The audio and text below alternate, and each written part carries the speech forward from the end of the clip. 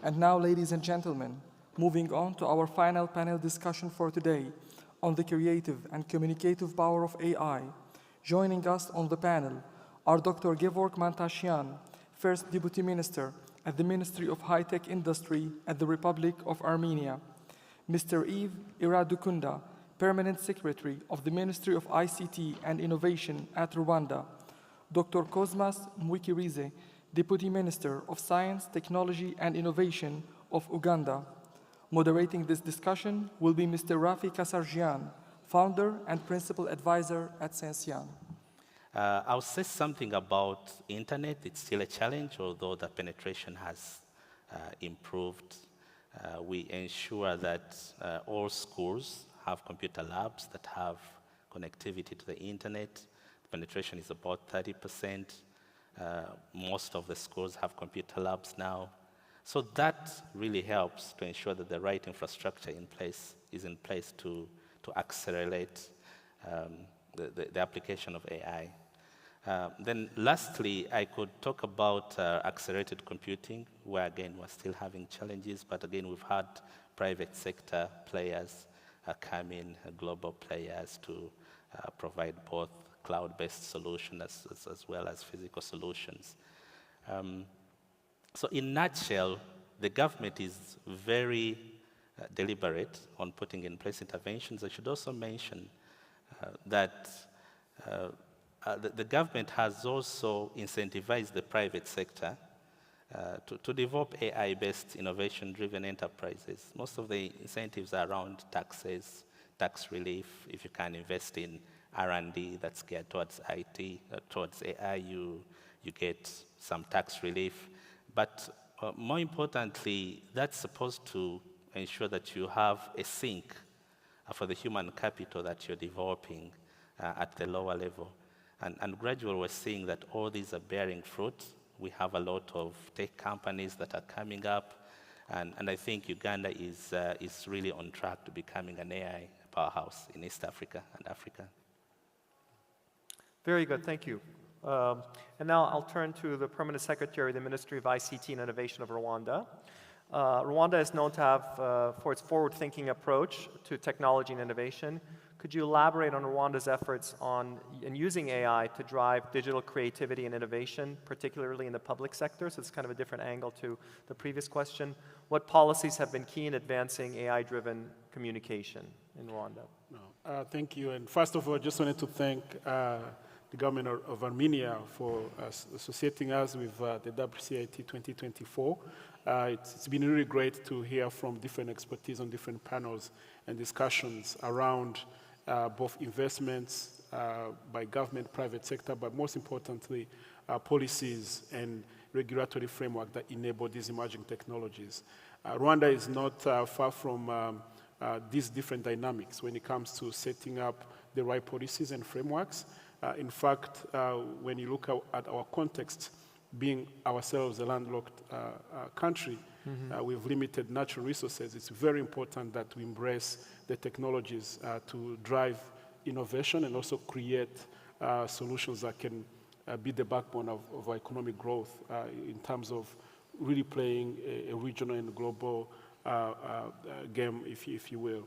So in our context, it's really been very clear that we need to invest heavily in technology. So we have a journey that is not old. It's about 20 years that we started laying out the right infrastructure. And so we had to put in place policies that would enable private capital to flow into the country to set up the right infrastructure. You think about the telecom industry, the data centers, and the broadband that was needed to fuel that growth. Secondly, we had to think about investment landscape. How do we make it possible that the regulatory framework enables companies to come and invest in these services that we need? So we've seen tremendous growth, and the main driver of adopting these technologies in public sector has been service delivery and governance. In a country that is resource constrained, you want to be as efficient as possible. So one thing that we've been doing is digitizing all services through a one-stop center portal online where citizens can get all the services. And that digitization journey has created significant amount of data in terms of different services, particularly healthcare, finance, and now actually growing into agriculture, where we have a lot of prospect of being efficient. So in public service, we're seeing that actually the government institutions are driving the adoption of AI, leveraging on the data sets that we already have. So the policies that are enabling this, to your question, it's one, we have a national AI policy. We have a data privacy and protection law, because we need to really make sure that personal data, as we innovate, as we make this data accessible to private innovators, we also adhere to the principles of ethics and respect of personal data. So we have a data protection office to enforce this law. And we have set up data sharing frameworks that enable private sector to engage with government and leveraging this data. And also within government themselves, because whether you're in healthcare or in financial technologies, you require data sets that are across different sectors to be able to make sense of it and innovate.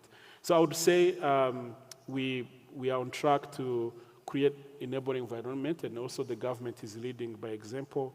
We have a national Center for the Fourth Industrial Revolution as a part of the World Economic Forum, and that center is really driving on making sure that the framework, the legal framework, the ethics, and the support both to government institutions and private sector is there. The last thing I would say is talent. So we're putting also policies that are incentivizing our schools, both private and public, to invest in the right programs. Similar to the conversation that was here right before on space, I think it couldn't be overstated. They need to invest in human capital. And it was some time earlier in the panel, someone talked about we cannot talk about smart cities without smart people. It's the same thing. If you invest in these technologies, our young people has to be able to be prepared to engage with what's happening in technology advancements. Thank you. Before I switch to my question to the first Vice Minister, I wanted to follow up. You said you already have an AI policy in place. Could you maybe just spend a couple of minutes talking about kind of what are the underlying tenets of that? Or No, thank you. So our AI policy is very specific around what is it going to take for us to develop an AI sector. It's very new. We are leveraging on really nascent infrastructure. So 3 key main things. One is talent. It's really, of the 4 pillars, 3 of them are focused on the talent. So everything that we need to do to develop the talent. So we have a lot of programs in school, but also advanced programs. For instance, we have partnered with the Carnegie Mellon University, one of the top computer science universities in the world, to set up a campus in Kigali. The Africa campus is in Kigali, and it's hosting students from more than 20 countries in Africa and globally to come and start doing, it's a master's level program on data science and IT and AI, to start really push out experts that are able to go into the ecosystem. The second biggest pillar of the policy is to enable high computing infrastructure. So invest in high computing infrastructure to enable startup companies or government institutions that need to train their models. So it's looking at those 2 elements. The third one is more around cooperation, both regionally and globally, because when we look at the advancements in AI, it require to integrate and absorb some of the learnings that we are seeing globally. Thank you very much. That was very interesting. First Vice Minister Mantasyan, Armenia has positioned itself as a regional tech hub with increasing AI development. Could you discuss some of the innovative AI projects in Armenia that are fostering creativity and improving communication within industries? How does the government support these initiatives? Thank you very much for that, and I want to just echo what my colleagues just said. I mean, the talent is important, the data is important, and the infrastructure is important. That's why we work on drafting the new law called the data policy to structure, to present how it need to be informed, how it need to be stored, and what's the level of accessibility, and what kind of data need to be, without request, be available. So we call it open data policy. So, but you know, the challenge, I think, if you look further, it's not all the data which is public, it's already usually it's already trained on them. Not everything, of course, but at least it is accessible. The next stage of the opening of the AI tools will be the data which we'll consider as a sensitive and not be that much public at that moment. But it's an interesting balance how to find it out and to focus on how to create the competitive models which will be attractive globally. And our policy, as you mentioned, with under the World Economic Forum, this initiative, which we team up with a few countries to regulate applications of AI, and Rwanda is one of the countries where, with Armenia and the ministry, which my colleague is representative, is a focal point on this. And we try to bring the efforts to a few important things to make it happen. We were proud that, let's say, this labeling of the content and the different digital platforms was a part of our recommendations, which is happening. It was last year. It's all the big tech companies are following this recommendation due to the different channels. And in Armenia, we did the diagnostics, and right now, for the next year, we're planning to invest on the reskilling projects in the universities for the academic environment. And but we clearly understand to train you need the time, but following the talented people in diaspora, we need to attract them. For that, you need infrastructure. So that's why we want to do enabling to buy the cloud technologies to train their muscles and build the infrastructure in the country for having it for let's say for urgent need. But due to the cloud-first policy and the adoption of the availability of the data infrastructure, which is high-performing computational power, and talent, these are the three important directions where we all, together in the ministry, we are focusing. So we think by this we will increase our competitiveness and secure our interesting role for the next decades. Excellent. You know, there's an interesting point about AI as a technology. So with most technologies, we talk about enabling or infrastructural technologies, right? The internet being the most obvious one. With AI, all of the focus has been on the development, for example, of these large language models and generative AI, right? So one aspect for any country to think about how to make themselves more competitive in a global context would be to how do I encourage more development of AI technology. But the other aspect of AI, it's almost as important as how people, organizations, and countries learn how to use AI to become more productive. So there's and you know, it's not just about having a bunch of, you know, AI scientists, right? It's really about enabling, you know, how do you make educational institutions become more inclusive around the use of AI as opposed to sort of trying to keep it out because it replaces traditional thinking. So I'm going to, you know, change the question a little bit and see how, and I'll start with Dr. Mikaridze, if you could talk a little bit about how you think about sort of how to use AI as much as how to develop AI in the context of Uganda. Right, so we are lighting the kind on both fronts, I should say. So we actually just concluded DigiTec Summit. Oh, great. So we are insistent on stretching the envelope, meaning we support institutions or innovators to develop novel algorithms because we think that can help us become early adopters of some of the technology that could end up become globally relevant. But then on the other end, we insist on ensuring that everything that we do, everything that we support, everything that we engender is relevant to our local situation. And as long as you develop innovations, AI innovations that solve your local problems, you're already assured of a market. So that's the adoption front. We have challenges in agriculture, healthcare, education, climate technology, and this is the front on which most of our innovators are focusing.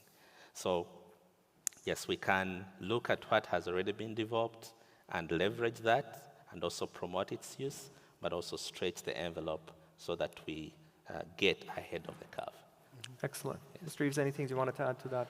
Yeah, no, I think it's a very good question you ask because we're not developing these AI technologies for the sake of having these technologies, but rather to think about how does it impact our population, how does it help us respond to some of the biggest challenges, some that the Deputy Minister just highlighted. In our case, the way we approached it, first we laid out the policy, And once we did the policy, we actually did an assessment and a study to see AI maturity and the use cases that are most likely to have the biggest impact, both a social impact but also an economic impact.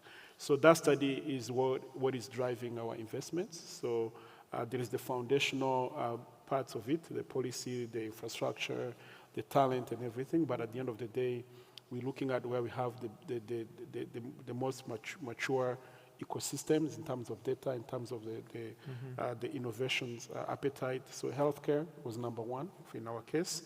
Agriculture, because of, if you think about food security in our context, it's a big challenge. We have, land and climate that can allow farming all year long, but we still, have challenges. So we think there is a lot of opportunity to innovate on agriculture front. And then lastly was financial technologies. So those are the main areas. So we are driven by, all our investments are driven by that assessment to understand the impact that AI can have.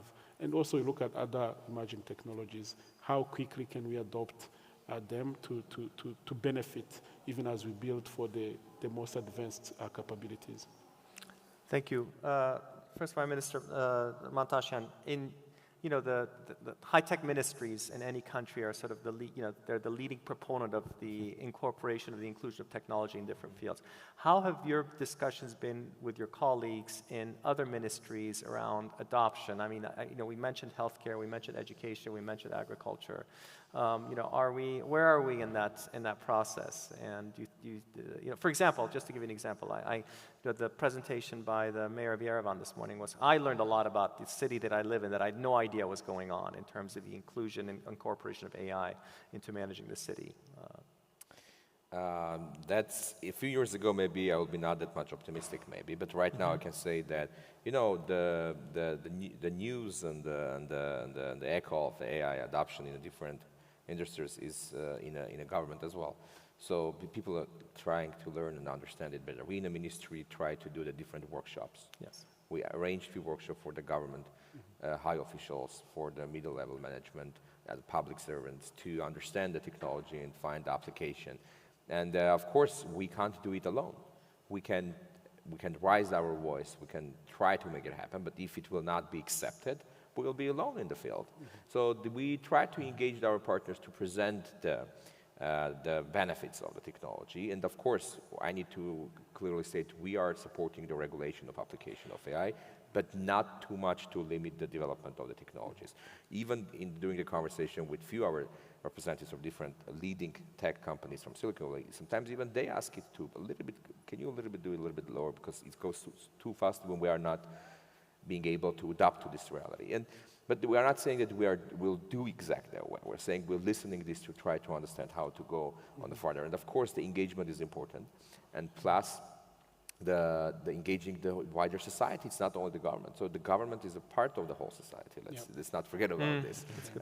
And we need to go together hand on hand. And the responsible leadership here is a key. And also to protect the people who are vulnerable to these changes. And the example for that is disinformation, the fake generative images, and the people who are not maybe enough ready to identify this. You need to work with them. That's why this labeling and the marking is important. During the elections, it's a terrible tool, could be on the hand to be manipulative, which is already happening in different parts of the world, but it can be accelerated, creating a lot of risks and the damages to society. So this is a play where you need to work, but if you do it alone without the members of society, without the non-governmental organizations, you might maybe damage your trust. That's why it's important to do it hand on hand, presenting and make it clear and transparently. That's why we say we are supporting the application of the AI, not exclusively, but inclusively, and for the accessibility to all the people. And I'm glad that my colleagues accepted our invitation and are right now in the panel. And Africa is one of the youngest continents in the world. If you compare the population, these people have different demands of the technology adoption in their life, and I think we as a public leaders need to look to this and start rethinking how the future of governance need to be in the government, because it's not always about the speed in a government, but the technology is making us to be quite speedy and fast. And I'm sure my panelists here, together my colleagues, we understand this. But nobody can demand for all the members of the government, all the deputy ministers to understand in the same level. It's not fair at all. So that's why we have a lot of job to do internally in-house with our colleagues as well. And we accept this and we will work on this. Excellent. I want to Yes, quickly please. interject and share, when we think about this adoption of technologies and we're driven by the impact, we're able to move other colleagues along in the government. Yes. Because during COVID-19, it's for the first time we saw more awareness about technologies because people started demanding technology. Another illustration I would give, when a company called Zipline that was doing drone delivery came from the US to Rwanda, there was virtually no regulation. No country was ready to provide the regulation and policy to allow them to operate a drone delivery. So together with the government, not only worked on the regulation, but also found a use case, which was delivery of blood for transfusion. And this was important because of the typology of the country. It's hilly, we call it a country of 1,000 hills. And so we identified remote health facilities where delivery of blood, life-saving blood was difficult. So that was the first use case. And now, they grew their use case in Rwanda. They're looking at other use cases, the medicine, even for commercial purposes, and they're also gone back to the US and other countries. So that's an example of how some of these emerging technologies, if it's driven by the impact, not only you find use cases that make sense, but also it opens for other opportunities for other government agencies and leaders to support the adoption of technology. It's a fantastic example. I'm conscious of that we're running out of time, but I have to ask this question. As policymakers and policy executors, right, you're often faced with having a limited set of resources and many areas to pursue, right? And it's a constant rebalancing of priorities and trying to sort of, understand the investment required and the returns expected. And you each mentioned for your respective governments, what are the priorities in AI? But if you could be in if we were in this magical world where you could put all of the resources that are available at the government level on one aspect of developing AI policy or making the country sort of pushing it forward because of AI, what would it be? And I'll start with the Deputy Minister. That's a very good question. I would say talent development. Same. I would agree. Same. There we go. See, that's a great way to close. So we can stay on time. I think we are at the end of our time today. So I wanted to thank all three of my panelists and thank you to the audience for staying. Thank you very much. Thank you so much, everyone, for the insightful conversation. As we conclude our day, I must say that the discussions we had were truly eye-opening. We have explored AI's potential to reshape our world, while also acknowledging the critical importance of ethical considerations. We explored the potential of AI and machine learning in imaging, from medical diagnostics to entertainment and security. We also discussed the concept of an AI city in Armenia, highlighting its feasibility and potential benefits. Additionally, we considered the impact of AI data analysis, particularly in document analysis and natural language processing. We also examined Armenia's role in the emerging space era, highlighting opportunities and challenges. Finally, we have discussed the impact of digital transformation on health system management. These discussions have highlighted the urgent need for collaboration among policymakers and industry leaders to ensure that AI is being developed and deployed in a responsible manner. As we move forward, it's important that we prioritize ethical considerations in our AI research and development. We must do our best to create AI systems that are fair, transparent, and accountable. By doing so, we can use the power of AI to address global challenges and improve people's lives worldwide. We would like to thank you all for participating and contributing to this Congress. Your presence here has been invaluable, and we look forward to seeing you again tomorrow morning. Thank you so much, everyone.